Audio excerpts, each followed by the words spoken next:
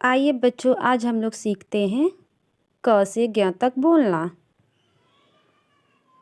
क, ख, ग, घ, र, च, छ, ज, झ, य, ट, ठ, ड, ढ, न, त, थ, द, ध, न, प, फ, ब, भ, म, य, र, ल, व, तलावे स, मूर्धन्य स, दंत स, ह, अक्ष, त्र, ज्ञ।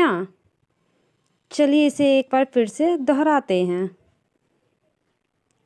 क, ख, ग, घ, र, च, छ, ज, झ, य, ट, ठ, ड, ढ, न, त, थ, द, ध, न, प, फ, ब, भ, म, य, र, ल, व, तलावे स, मूर्धन्य स, दंत स, ह, अक्ष, त्र, ज्ञ।